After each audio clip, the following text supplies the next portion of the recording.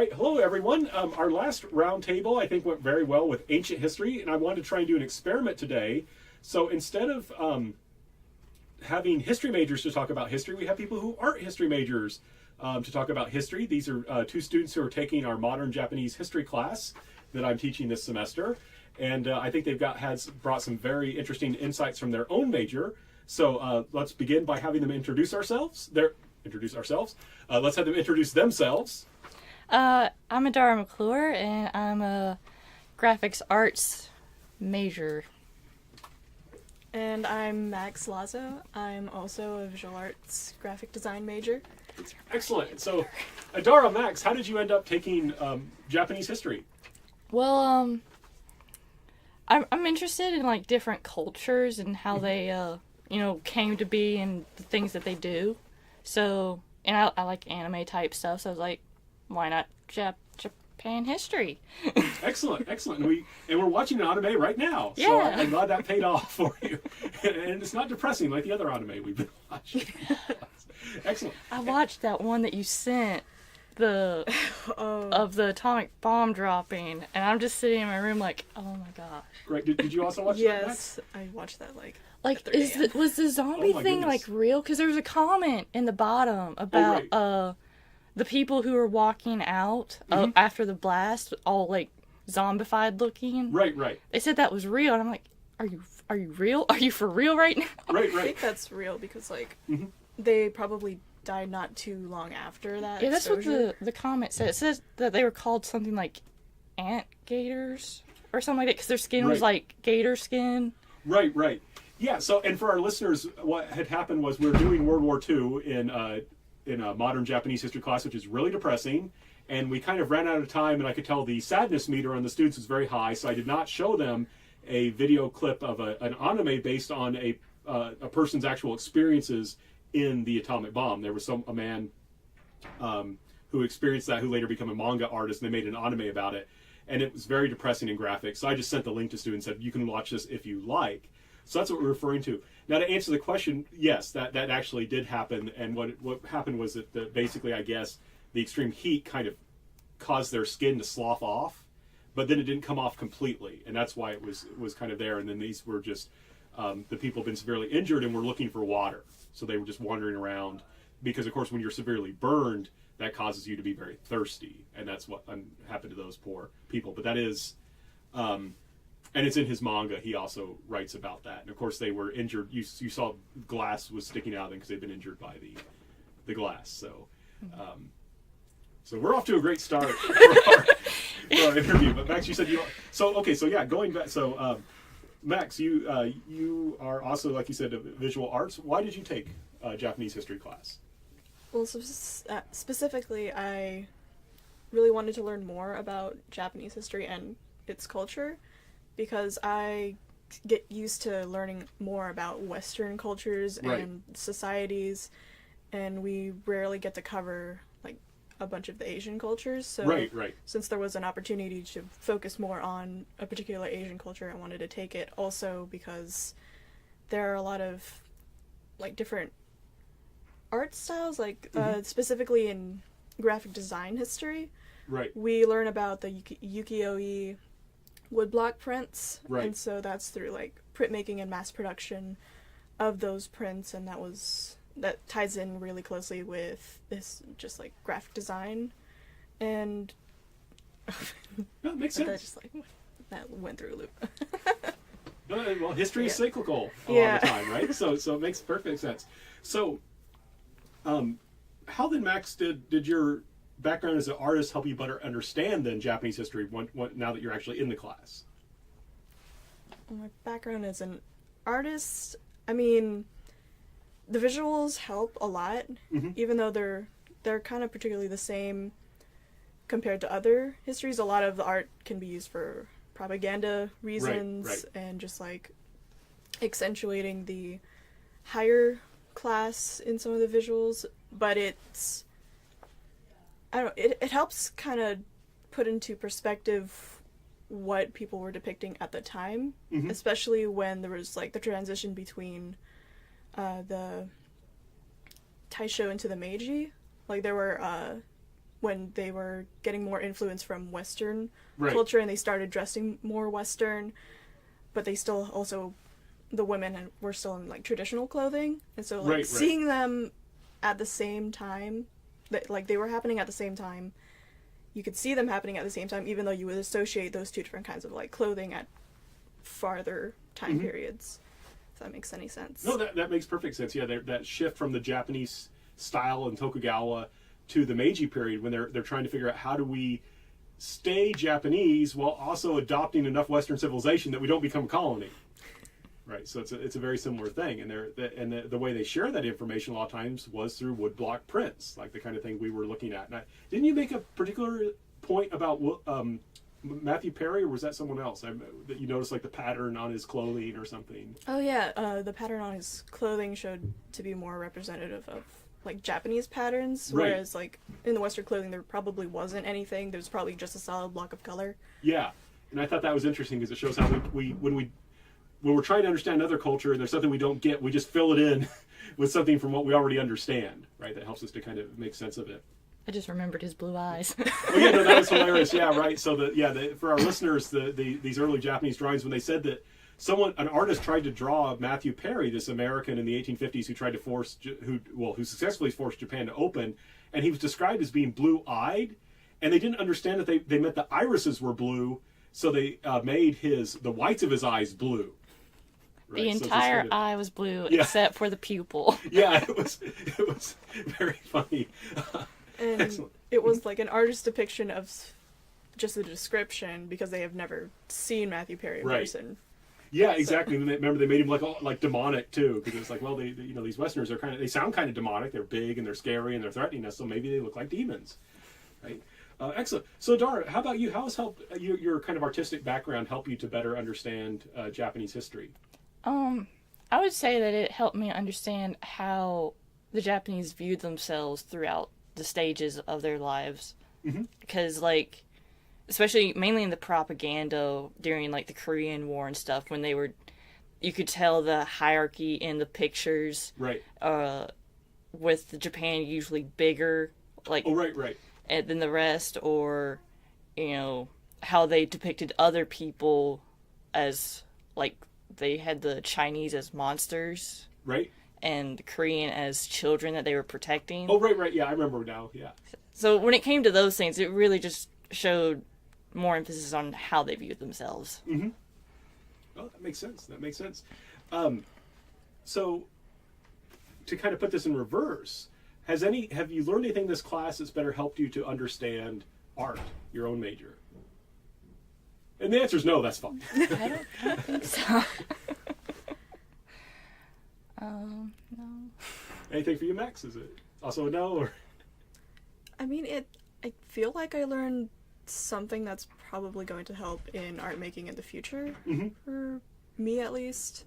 I guess it will make me want to go back and look at some of the older woodblock prints and artwork and maybe see more of the postcards that were going on at the time. I think there was like a postcard craze like somewhere else. You could collect them. Yeah. I was like trying to connect it with my history of photography class. okay. That I had taken the semester before. And it was talking about this time where postcards used to be like everywhere and thousands would be sent across. And so I think that was probably during the same time Japan started using or like sending postcards of themselves to each other. Right, yeah. That makes sense. Well, we saw that, right, in the Russo-Japanese War. They had the postcards that were Japanese, English, and Russian. Yeah. Right, where they tried to show off. And I don't know, I think I ended up making that assignment a bonus assignment. They had an essay on that, about how in the Sino-Japanese War it's woodblock, but in the Russo-Japanese War, now that photography is, because of the advances of photography, they've moved to postcards. And they tend to have all these photo postcards that they're sending around. And so that had become the new style. So I think that gels exactly with what you're saying. One thing, and maybe to think about artistic practice, one thing I think about with this class is how it shows how artists have to struggle, in a sense, to deal with power. Right? Like the artists, as we've been watching, like are being kind of enlisted or pressured to engage in propaganda. And even though you may not be pressured to do that, you're going to have to deal right with consumer pressure, perhaps. Yeah. Especially with graphic design being our majors, a lot of it is visual communication for like public consumption. Like logos and branding, advertising type stuff. So it's very similar to what artists back then had to do in order to like stay in business. Right. They had to produce a lot of imagery that people were looking for. Right. Instead of like maybe Things that they would want to do. yeah.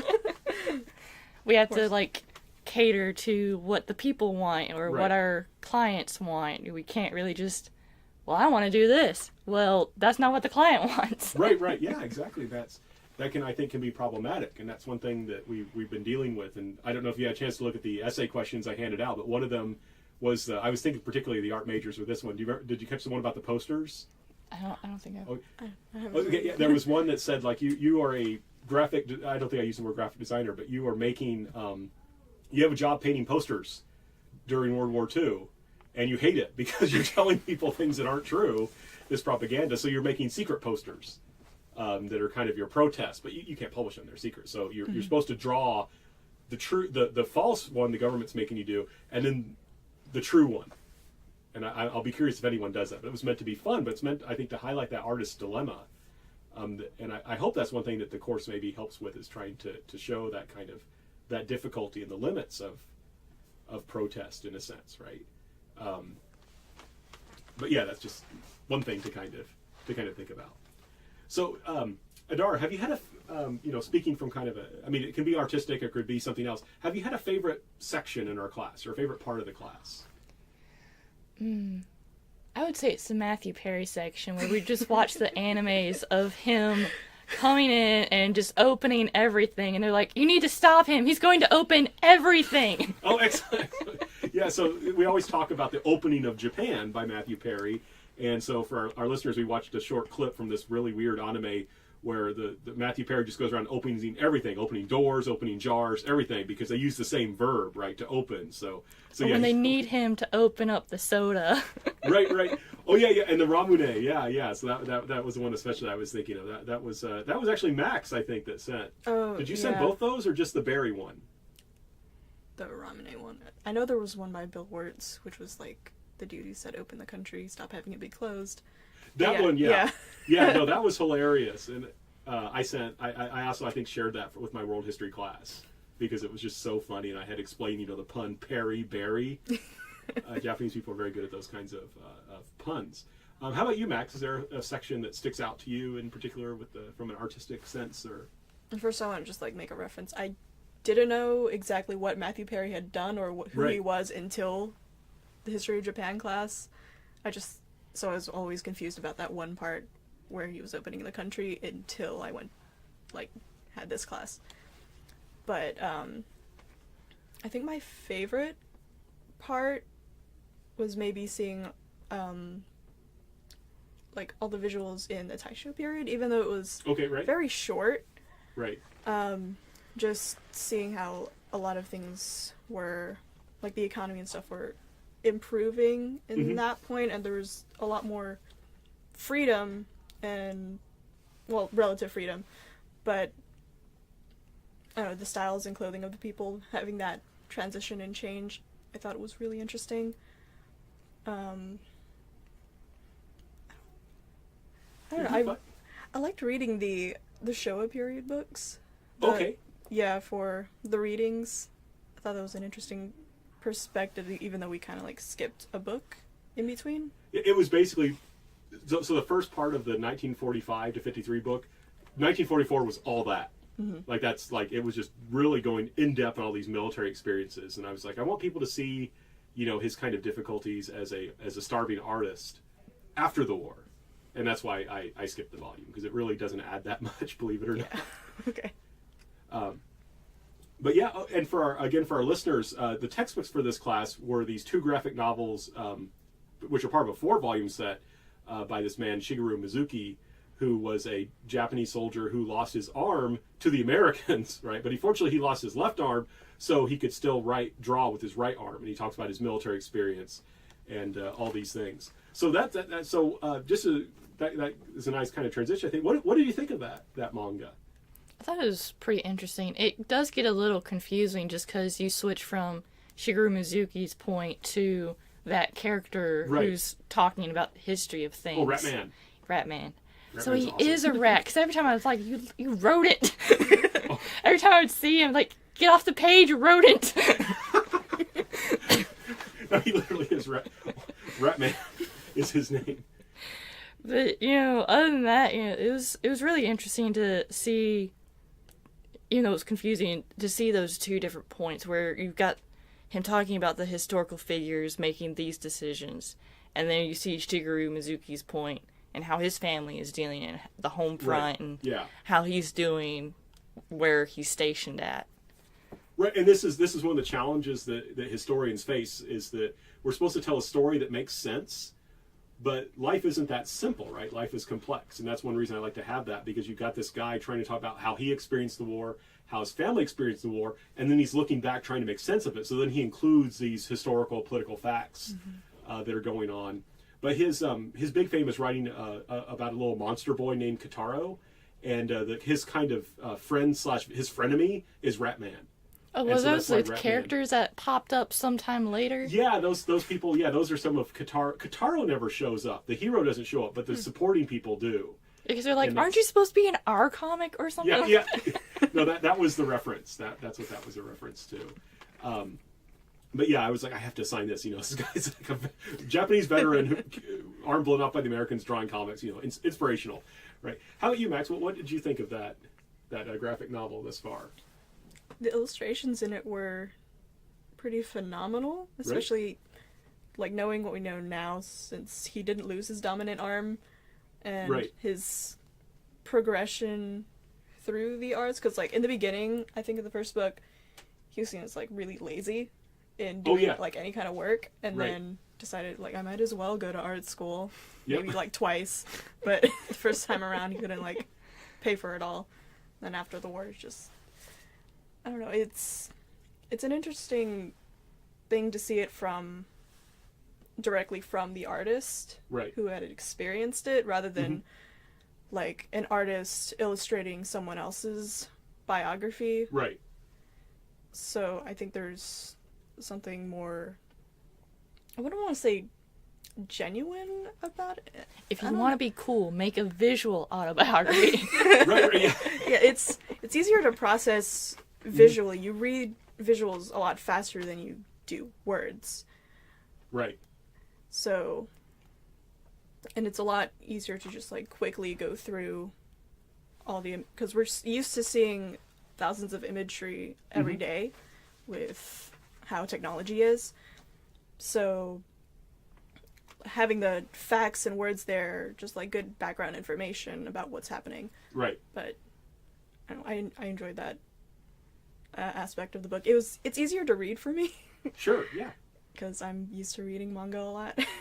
Right, yeah, people always complain about, it's like, wait a second, this reads backwards? I'm like, well, yeah, it's not backward. But it does take some time. I actually, when I teach manga, or I do a popular culture in East Asia class, I have to have a little section where I teach people how to read a manga, because they're just not. I should actually do that for this class, too. Maybe. Because a lot of people maybe aren't familiar with that. Adara, it looked like you wanted to jump in. Was it? I had this thought, like, while you were saying, technology and reading things, that probably helped us, read the manga faster, just because it's images and it's got this words here, and we're able to process it faster and look through it and understand a bit more, because we're so used to just scrolling through things and getting things at a glance. Right, yeah. No, this is something I struggle with as a professor, is like, how do I teach when people are used to consuming information in a different way?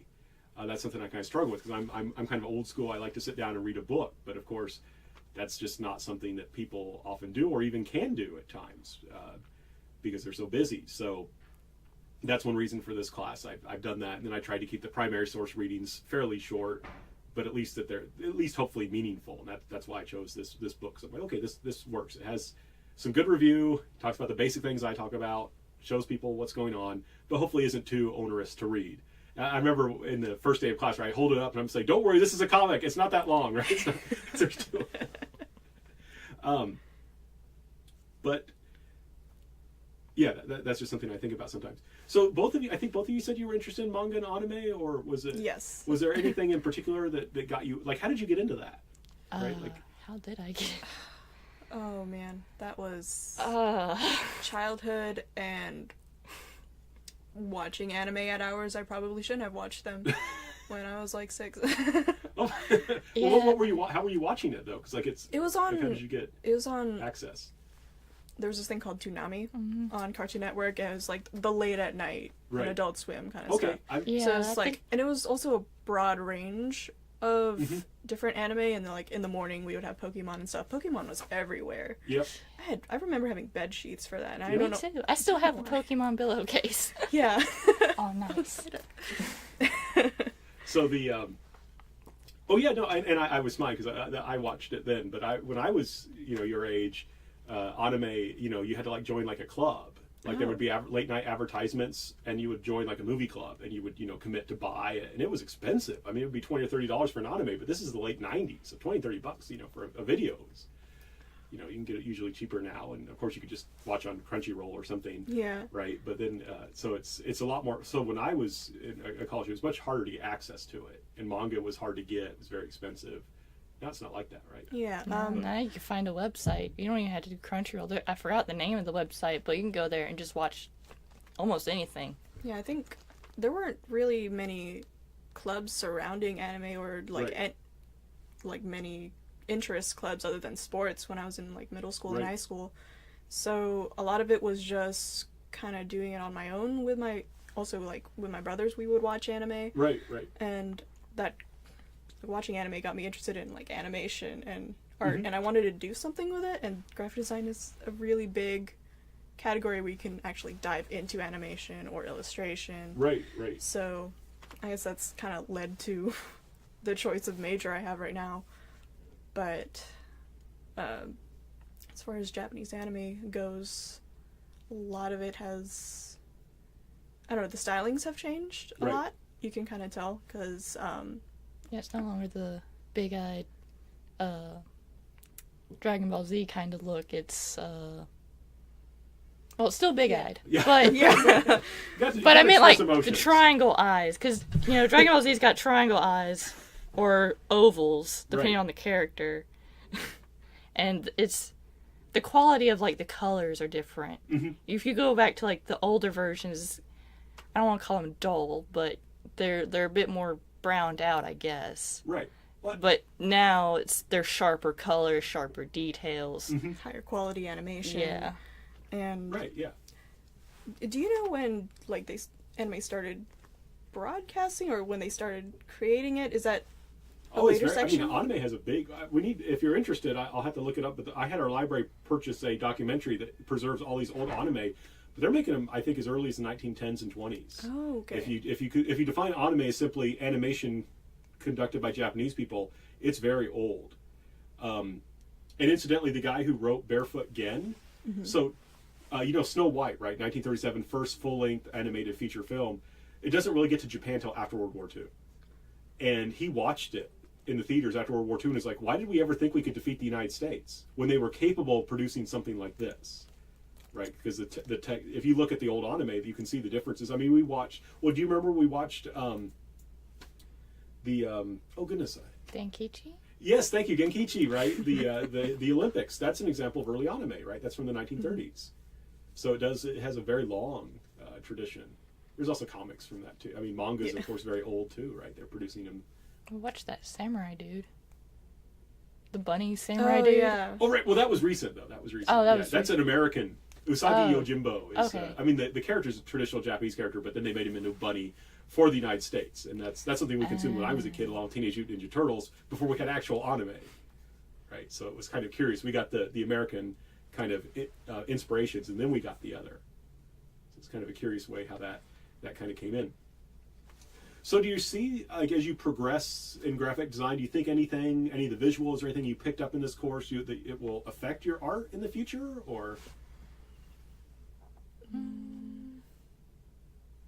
I said no answer is fine. I'm just curious. This is I always look to other art styles to find inspiration for my stuff. And I do find a lot of inspiration in anime type things because those are things that I enjoy.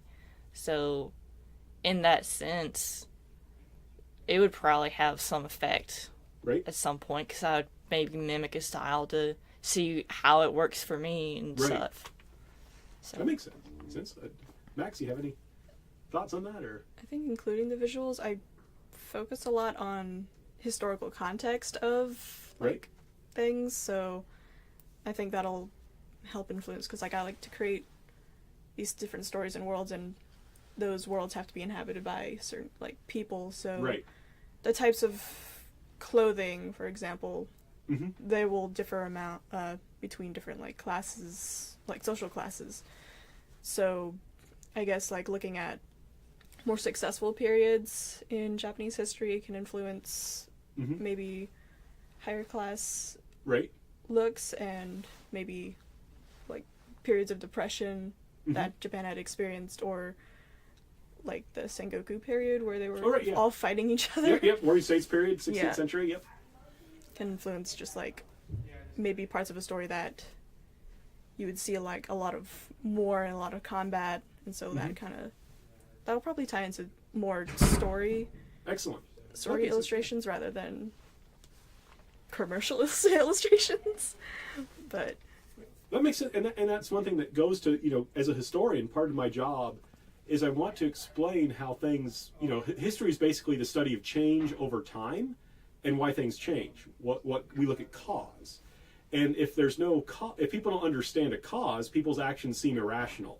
So, one big thing we've been doing a lot in this class is how does Japan of the 1920s become the Japan of the late 1930s and 1940s, right? Why do you have this culture that was so open to the West, that looked at with admiration, that wanted to follow these rules, proper world rules and war and all these things? How does it then go off the rails in the 30s and 40s? And I hope that I've given an answer that makes some sense. And I think part of going to what you're saying about world building is that creating characters that have reasonable motivations, that's, it's it drives us nuts, right? When you're reading a story, there's no reason that character would do that, right? It just totally destroys believability. It breaks you out of the story. And maybe that, I hope that's something that maybe, that it's okay, these actions to us look crazy. And even though we can disagree with them, there were reasons why these things looked reasonable to Japanese people at the time. I don't know if that helps. They still looked crazy. Right, I'm sorry? They still looked crazy. It was terrible. It was not a good idea. But Even when you showed us the video of that meeting that they had where they're trying to discuss, you got that one guy going, "We're losing," and they're like, "We will win. The closer they are to the homeland, the better our advantage." The more we believe in our victory, the more it will become. There is no limit there are no limits to how high the spirit can soar. I want to make these kind of motivational posters with these Japanese Anami as he's getting ready to commit seppuku, and it is nothing. What I don't know, for the soaring one, maybe a kamikaze. Bad. You get your graphic designers. This is something that if you want to give back That for the just next time we sounds so teach this dark. course, to make these kind of demotivational posters, demotivational, right? Because it's just follow your dreams and everything will work out okay. No, it doesn't, Anami. It didn't work out okay. For those posters for the upcoming exam, those could probably be thumbnails for a later illustration. That would be awesome. That'll be my true poster. I'll just have. Well, if you do stuff, I will totally use it in class if you want me to. If you're like, Dr. Rausch, I made this for this class, it will totally be part of next class. I'm looking forward, because Annie made that caricature of me, and it was just spot on. It was just, I just thought that was hilarious, and I'm going to use that more. I just don't want to embarrass her in class, so I'm not going to use it too much. But later on, I plan on posting it in more prominent places. Well, we're almost to about the limit where I like to go, but I want to give you the opportunities there. Do you have any questions? Do you have any comments you want to make to kind of wrap things up? Or I think art is awesome. Anything you art is awesome.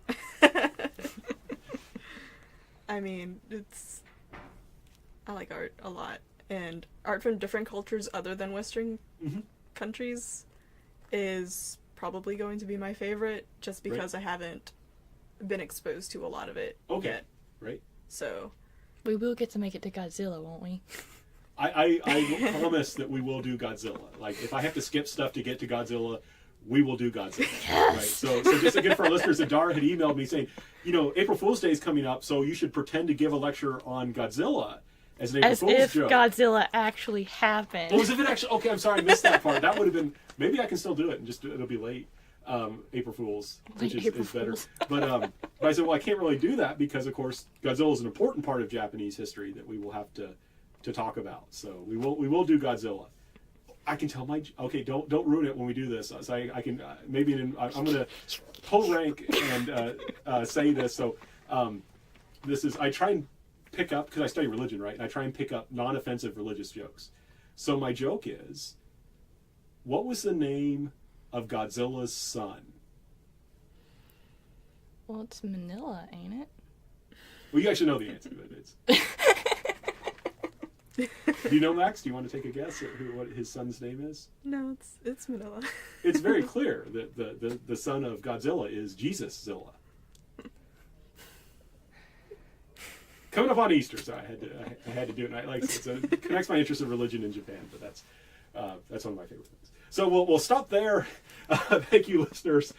We hope you enjoyed this, and we hope you'll come back and listen to more of our podcast. Thank you, Adara, and thank you, Max. Got it. It takes me a minute. Okay. You get it now, Max? Because Godzilla, Yeah, the son Jesus, of God Manila. is Jesus. The son of Godzilla is Jesus-Zilla. Okay. But the problem is and in the terrible cartoon version, it's Godzuki Oh my god. is the name. But I had to do it that way.